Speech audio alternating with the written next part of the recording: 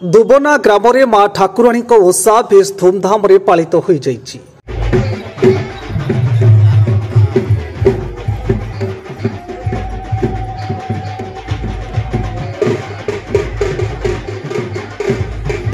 जमिति सनातन धर्म रे 12 मासरे 13 पर्व पालित हुए, ठीक सेहीपरि आदिवासी अध्युषित केन्दुझर जिले में आदिवासी माने विभिन्न समय विभिन्न पर्व तांको पारंपरिक रीति रे पालन करिथांती।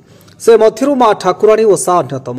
ए पूजारे मां बिसरी को पूजा करा जाइथाय। कारीगर मां को मूर्ति को स्नान शौच हेबा परे उपवास रही गड़ी थाए एवं मां को विग्रह को श्रद्धालु माने पवित्र होई खाली पादरे मुंडरे मुंडाई आनी निज ग्राम रे स्थापना करिबा परे 8 दिन धरी देहुरी पूजार्चना करिथाय। कोटुगारू मां को विग्रह रीतिनीति अनुच्छेद 79 स्थापन करा जिबा परे बेस धूमधाम रे सह मां को पूजा को पालन करा जाइछि। देहुरी जुआंग बारिक पारंपरिक रीति रे मां को पूजार्चना करिबा परे मां को निकट रे मानसिक थारी माने तांकर मानसिक पूरण परे बोदा कुकुड़ा मां को पाखरे बलि चढ़ा जाइथिला।